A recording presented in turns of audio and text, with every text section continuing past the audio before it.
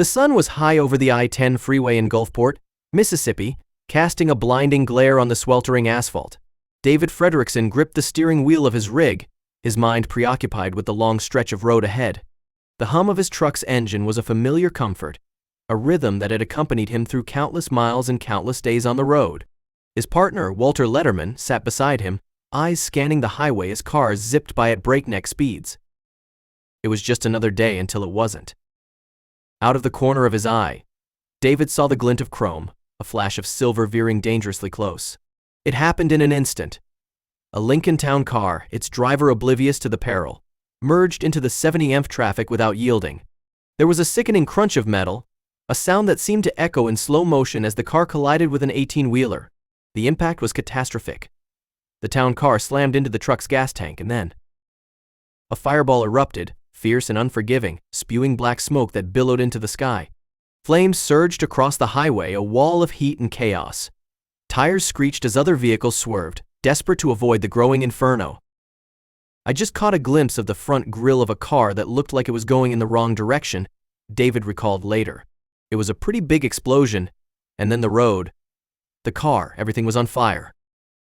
His heart pounded, adrenaline surging as the magnitude of the disaster sank in.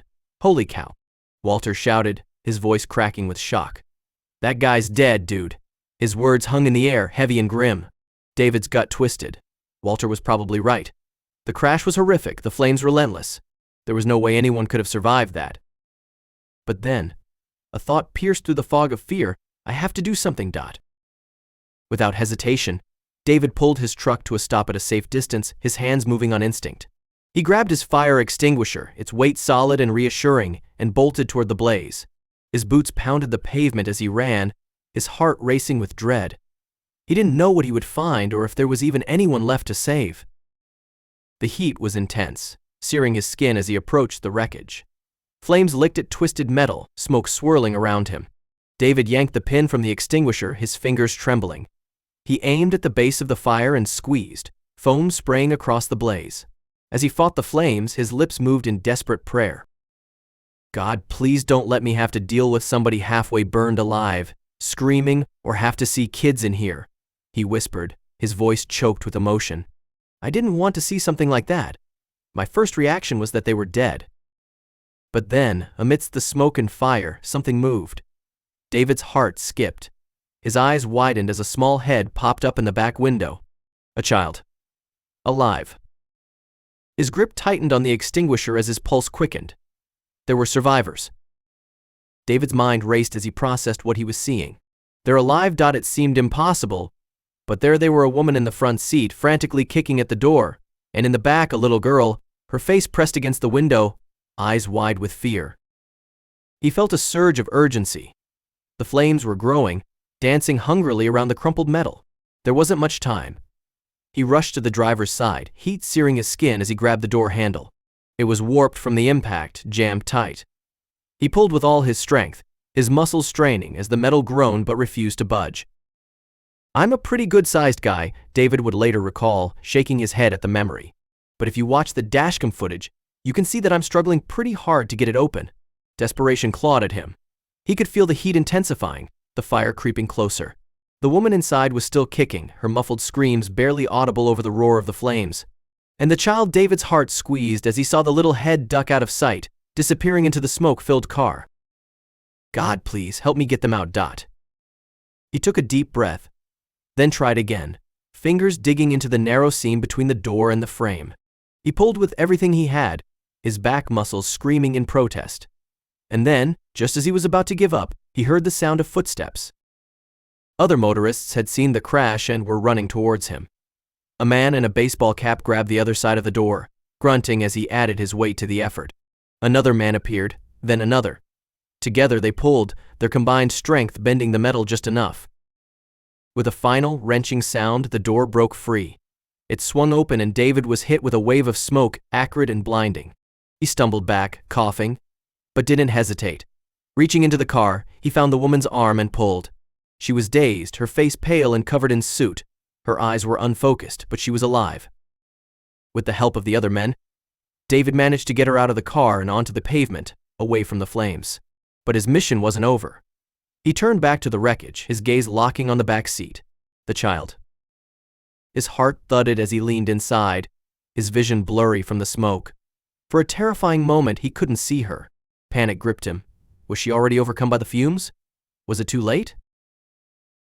Then, out of the haze, he saw it again, the little head popping up. She was trying to climb over the seat, her tiny hands clawing at the upholstery, her face streaked with tears. David felt a jolt of hope. She was still moving, still fighting. He didn't hesitate. Reaching in, he wrapped his arms around her, feeling her small body tremble as she clung to him. Her fingers dug into his shirt, holding on with all her might.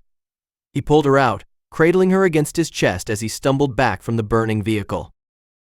The child was sobbing, her cries muffled as she buried her face in his shoulder. David's heart ached as he held her close, his own eyes burning not just from the smoke, but from the emotion crashing over him. He had never been so scared in his life, and he had never been so relieved. He looked up to see Walter running towards him, his face pale with shock. "You got her," Walter breathed, his eyes wide as he took in the sight of the little girl, alive and safe. "Oh my God, you got her?" David could only nod, his voice lost in the chaos. Around them the fire roared, the car engulfed in flames. But he didn't look back. He kept moving, carrying the child to safety, his heart pounding with gratitude. David didn't stop until he was a safe distance from the burning wreck. The little girl clung to him, sobbing into his chest as he held her tight. A woman rushed over, identifying herself as a nurse, and quickly checked the child, confirming she was shaken but unharmed. David looked back at the car, now fully engulfed in flames. The image sent a chill through him. If they'd been seconds later, the outcome would have been different. His eyes moved to the woman he'd rescued. She sat on the pavement, coughing and disoriented, until her gaze locked on the child. Tears streaming down her face, she stumbled towards them, collapsing next to her granddaughter and hugging her fiercely. David watched, relief washing over him. It was a miracle they were alive. Walter appeared, pale and shaken. "We got them out just in time," he whispered, staring at the wreckage. As firefighters battled the flames, paramedics confirmed the woman and child had only minor injuries. A police officer approached David, eyes wide. "How did you get them out? That fire was raging." David shook his head. "I don't know. I just did what I could." But he remembered the flames all around him, close enough to touch, yet he hadn't been burned, not even his clothes. His hands were unharmed. He couldn't explain it, but he knew God was there. He thought of his whispered prayers and the way the door had broken free just in time. If he'd been 20 seconds sooner or later, he wouldn't have been there to help. "God put me there," he murmured. "He protected them. He protected me." His eyes fell on the little girl, now wrapped in a blanket, her grandmother holding her close. "That little girl," he whispered. "God's got a purpose for her. That's why she was saved." Turning to Walter, David managed a shaky smile. "Come on," he said, his voice hoarse. "Let's get back on the road." Together, they walked to their truck, hearts full, forever changed.